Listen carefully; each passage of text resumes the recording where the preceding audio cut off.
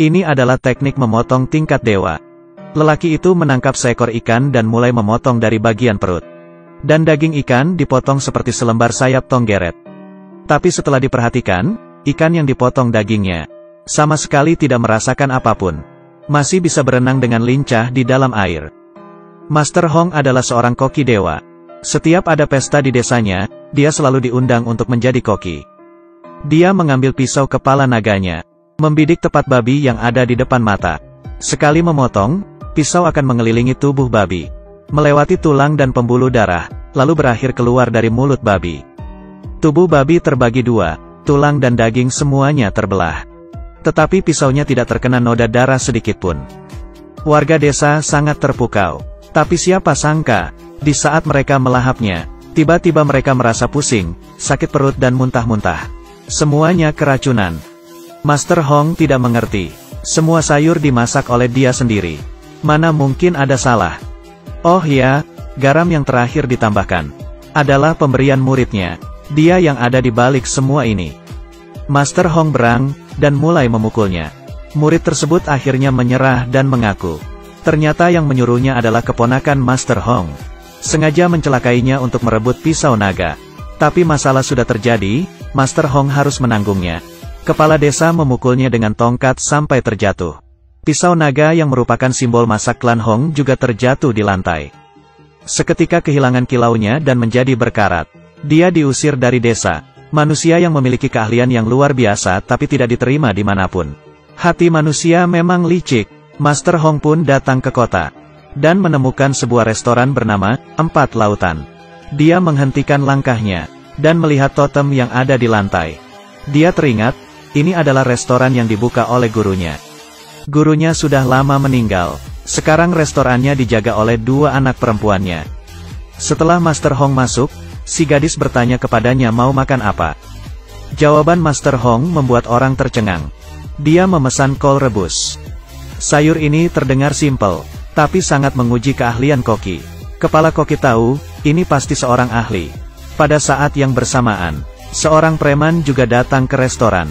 Sejak kecil berlatih seni bela diri, keahlian memotongnya luar biasa.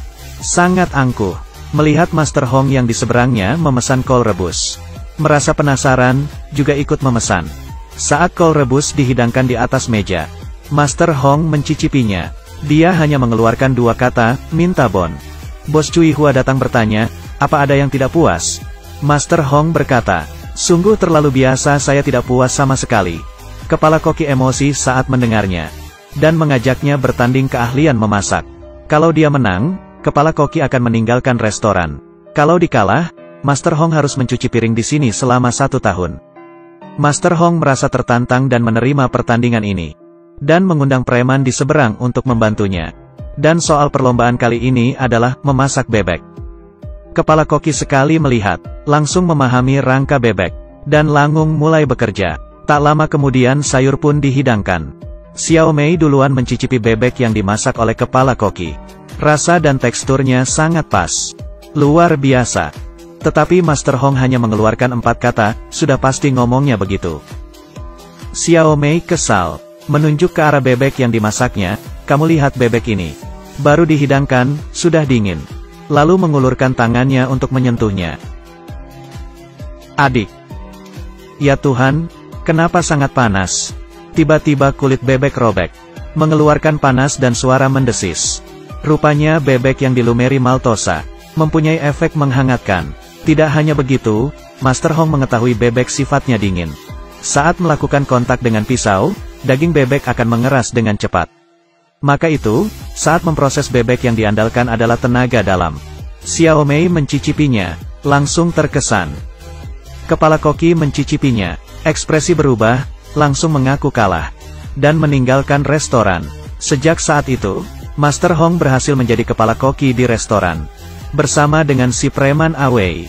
Awei sifatnya angkuh, tidak terima menjadi pembantu Master Hong. Dan mengajak Master Hong bertanding keahlian memotong. Pertandingan dimulai. Master Hong mengambil seekor ikan. Dengan sigap memotongnya menjadi lembaran. Tetapi ikan yang diambil dagingnya masih bisa hidup dan berenang dengan bebas. Lalu mencicipi daging ikan. Segar lembut manis halus. Daging ikan rasanya seperti hidup kembali di dalam mulut. Awei akhirnya mengaku kalah, dan meminta Master Hong untuk menjadi gurunya. Master Hong memang bermaksud begitu, tapi tidak langsung menyetujuinya. Masalahnya Awei sifatnya tidak sabaran dan angkuh. Master Hong mengeluarkan baskom berisi pisau-pisau. Pisaunya semua berkarat, lalu menyuruhnya mengasah pisau, melatih kesabarannya. Dalam beberapa hari, semua jenis pisau diasahnya sampai tajam sekali.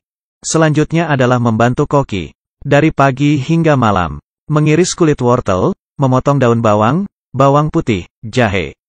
Dari kecil sampai besar semua harus dikerjakan. Dalam waktu 2 bulan, Awei menghilangkan sifatnya yang impulsif. Master Hong akhirnya menerima dia menjadi murid, mengajarinya memasak. Yang pertama yang harus dipelajari adalah menggoreng telur. Masakan ini tampak mudah, tapi harus detail. Supaya bisa wangi, empuk, lembut, halus. Saat mengocok telur harus pas kombinasinya. Panci panas dan masukkan minyak, atur apinya. Semuanya membutuhkan pengalaman. Kalau Awei berhasil mempelajarinya, baru bisa lulus. Dengan adanya kerjasama antara Master Hong dan Awei, usaha di restoran semakin ramai setiap harinya. Hal ini menarik perhatian keponakannya.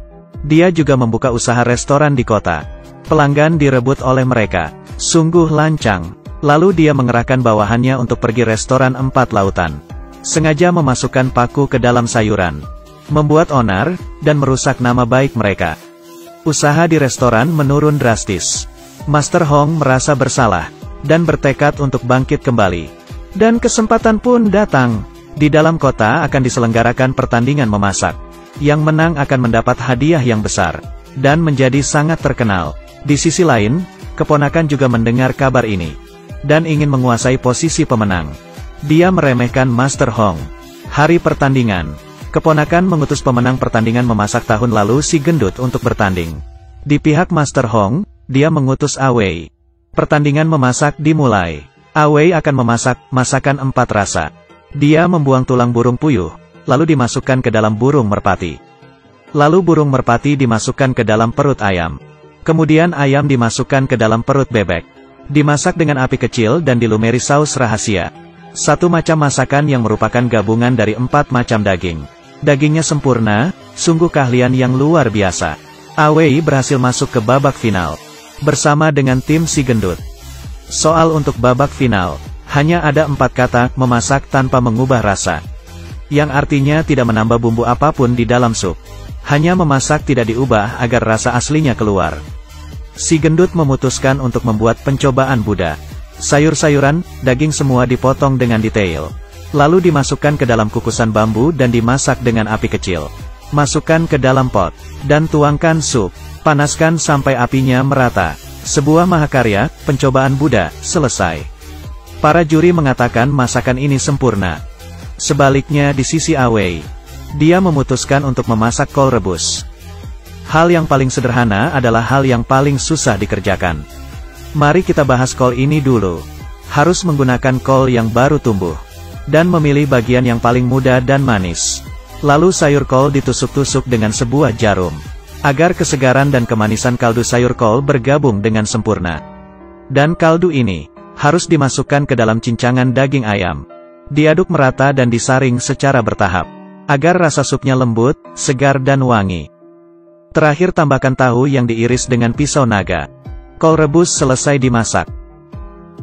Di hadapan juri, tahunya perlahan mekar. Dan menyatu dengan supnya. Mereka meminumnya dan menutup mata. Lalu merasakannya, sungguh puas. Menggunakan bahan yang paling biasa dan sederhana. Dan dimasak menjadi sesuatu yang berharga. Ini baru namanya, memasak tanpa mengubah rasa. Si gendut tidak senang. Maju dan mencicipinya. Lalu melepas topi kokinya dan pergi tanpa berkata apapun. Akhirnya semua orang bertepuk tangan. Awei menjadi dewa koki dalam pertandingan tahun ini. Sebenarnya memasak itu sama dengan orang. Daripada hidup penuh perhitungan, lebih baik menjadi diri sendiri. Maka hidupmu akan bersinar.